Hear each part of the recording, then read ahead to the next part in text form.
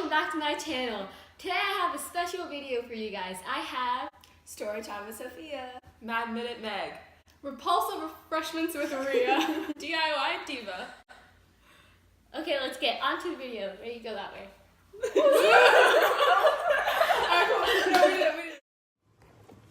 Hey guys, welcome to Storytime with Sophia. I'm going to be telling you the plot and lenses of The Memory Keeper's Daughter. This story takes place in 1964, where an archetypal couple lives in Kentucky. This archetypal family consists of the classic newlyweds David and Nora Henry, who were living in their first home and expecting their firstborn son. Nora goes into labor and gives birth to Paul, and when she went to sleep after giving birth, she had another baby that she did not know about, and this baby Phoebe had Down syndrome. Now, in the 1960s, it was very uncommon to keep a baby with Down syndrome, which can be seen through the historical lens, as if Phoebe were born in a different time era, then maybe she would have been kept. So, David told Nora that the baby had died, while really sending the baby off with the nurse Caroline. Caroline was supposed to take the baby Phoebe to an institution, but did not obey David's orders, which the feminist lens can be applied to, as she decided she was strong enough to take care of the baby on her own, rather than give it to an institution like the dad had asked. Caroline takes care of Phoebe her whole life, and David and Nora take care of Paul, and the twins lead very different lives. His whole life, David kept Phoebe a secret, and this drove a wall between him and Nora and Paul, and their family was just falling apart. Because of this neglection, Nora filled the gap with affairs, and Paul filled the gap with his music. Years later, after David had died, Phoebe wanted to get married to her boyfriend Robert, who also had Down syndrome, and Caroline decided it was time to involve Nora in Phoebe's life. And eventually, Nora and Paul met Phoebe, and they were all happy together, while all being mad at David Henry for lying. Hey guys, it's DIY Diva. Back at it again with another DIY for you guys. Today we're going to be making a Polaroid photo hanger to represent the symbols for the Memory Keeper's Daughter. So without further ado, let's get started. Woo!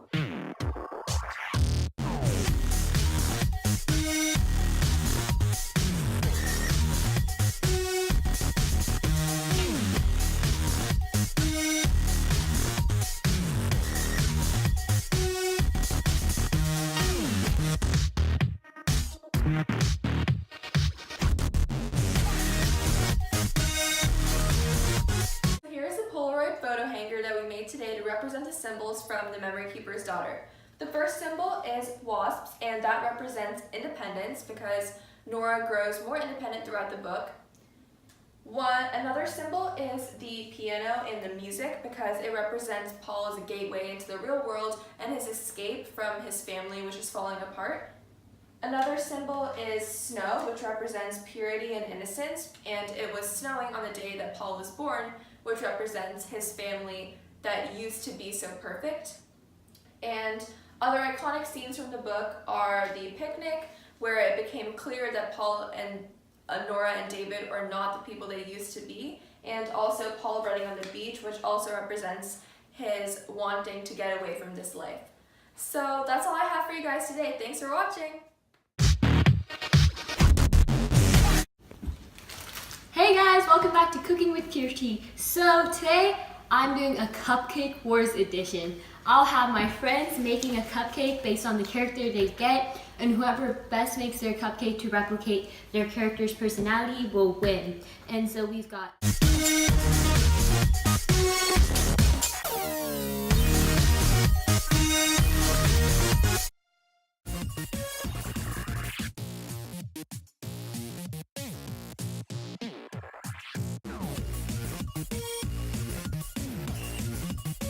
and now they're all going to explain why they decorated their cupcake the way they did.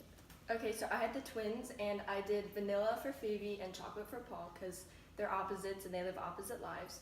And then for Paul, I did wheat cupcakes because he doesn't get enough attention at home, so he's always rebellious and he does weed. And Phoebe Phoebe is a yellow cupcake and with sprinkles on a smiley face because she's super happy and positive and optimistic. I had Nora, and I used red icing because red represents independence and boldness, and Nora becomes more independent and bold as the novel progresses. I also used chocolate chips to represent her affairs. I did Caroline and Al. I did Al as chocolate because chocolate and vanilla icing because he's like a simple man, but like he's also rugged and he's comforting. And I did blue icing for Caroline because, well, first of all, she has blue eyes and she enjoys comfort, and she's married to Al, and she's a good mother, and she's compassionate.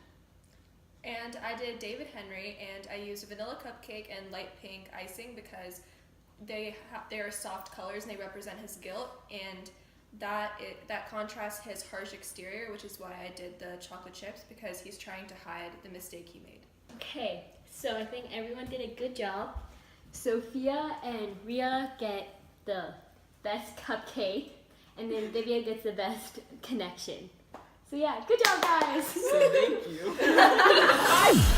Hey guys, welcome back to Repulsive Refreshments with Ria. Over here we have Meg and Divya on team 1 and Sophia and Kirti on team 2. So basically how this game works is I'm going to ask each team a question. If they get it right, the opposite team has to eat the nasty food. If they get it wrong, then they have to eat the food. Alright, cool? Cool, let's go.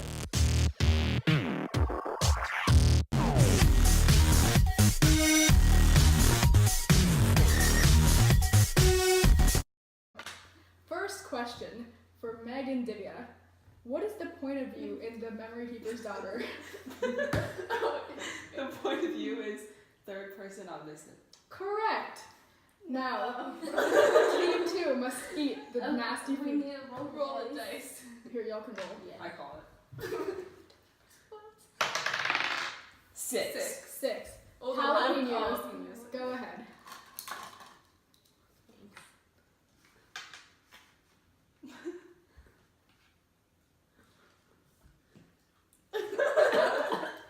It's like one of those mukbang things.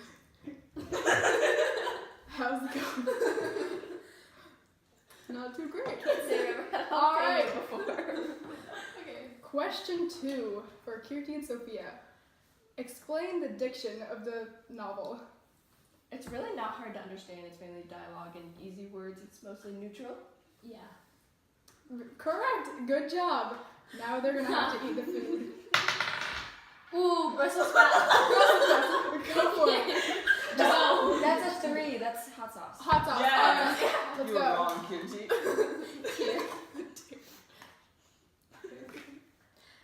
I can still feel the jalapenos. I know, it's like burning my tongue. Question 3. Okay. What is the syntax of the story? How does that look? Like the short, simple sentences when they're talking about like Phoebe's naiveness. And they use compound complex sentences when describing their complex lives. Correct. They use complex and compound sentences when describing Paul, Nora, and David to kind of demonstrate their complex and like misunderstanding lives. Anyways, they gotta eat the food, so go ahead, roll. 2. Mustard. Go ahead. That's Literally nothing.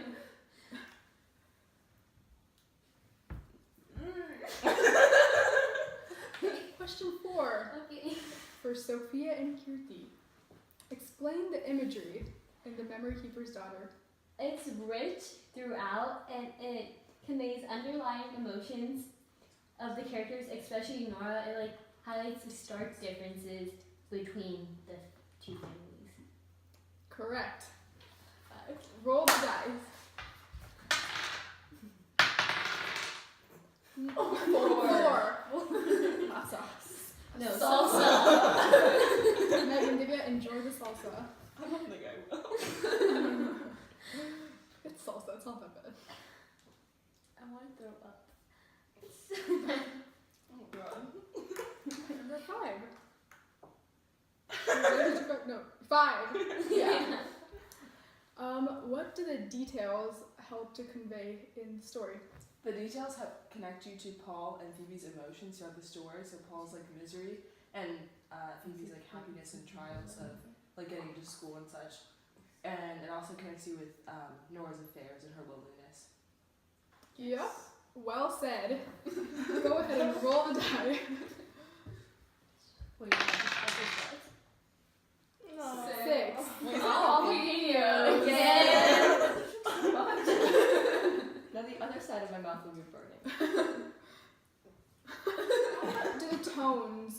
story differ between the families? They're very different. Like, there's two different tones, and the first one with like Nora and David and Paul's family, it's very sad and like distant and just kind of mysterious. And then Phoebe and Caroline are very upbeat, optimistic, positive, and focus on like Phoebe's accomplishments. And it's like a major difference again between the families. Excellent. Roll the die. 4. 4. Here you So, go. no, it's No, not. that's It's fine. all again. We've already They're eaten peppers. some. It's alright. Eat Go them. ahead. That was 5. That's 5. No, it's not 4. Sure. Just eat It's it. 1, 2, 3, 4. Eat the Come on, pepper. you're holding the time crunch. Let's go. Just eat it. It's like liver. Just eat Eat it. Hey, y'all. Thanks for joining me with Everyone's repulsive refreshments with Rita. Bye. Bye. Hello and welcome back to Mad Minute Meg. Today we'll be discussing the themes in The Memory Keeper's Daughter. On one team we have Sophia and Kirti, and on the other we have Ria and Divya. Okay, that's it. Okay, let's get on with the video. Go that way. Ready? 1, 2, 3, I go. have 500 points. Name one theme developed throughout the novel and give an example of when it was revealed. The unintentional consequences of secrets.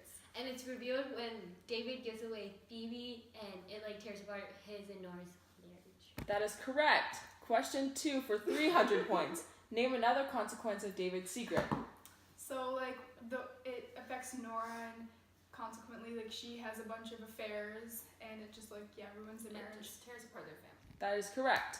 Question 3. What is Kim Edwards' purpose in choosing to develop the theme of the unintentional consequences of secrets for 700 points? It like warns it. Every event connects to this theme, and the reader is warned about the unintentional consequence of secrets. That's correct. Question 4 for 600 points. Name another theme developed and include at least 3 examples. The struggles of raising kids, and like one is when Paul breaks his arm and like Nora has to leave her party to go take him to the hospital. Another one is when he rebels and he runs away and he ends up in prison. Another one is when he rebels again and like starts doing weed and then comes home high and like wrecks David's office. That's correct. Question number 5. How does Caroline feel these same emotions with Phoebe? Okay, so she feels the same emotions with Phoebe because Phoebe wants to marry her boyfriend, but she doesn't want to let Phoebe go because Phoebe can't really live on her own because she's disabled, and she sees Phoebe struggling because she doesn't get like to get a normal school Education. That's correct. Question 6. Which of the following are not themes present in The Memory Keeper's Daughter? A. Learning to accept change. B. The need for the acceptance of the disabled. Or C. The fight between humanity versus nature. C. Ha. We slapped got it first. But we slapped You first. slapped before the question was asked. But Ria So slapped Keeper's Daughter. A. Learning to accept. first. DQ. It's fine. Whatever, we'll give it to DQ. you. Keep going. That is correct. Question number 7. It could be said that another theme developed is the loneliness of a disintegrating marriage. Name 2 examples from the novel of this theme as it is developed. Yes. So, so one example is when they're at like the picnic and Nora wants to have another kid and David thinks that it's like not a good idea because obviously he's like guilty because of Phoebe. And Yeah. another example is when they Oh, his job like prohibits him from having enough time for his family. and also all of Nora's affairs. Yeah. That's somewhat correct. That's all we have time for today. This has been Mad Minute Meg. Wait, Okay. Bye. one. I don't know. We'll do another clip. Alright, cool. Alright, cool. We'll do another clip. Say thanks for watching. Thanks for watching. See you guys next week. Make sure to like Subscribe. And comment down below. Turn on post notifications. and come back next week for another video. Bye. Bye.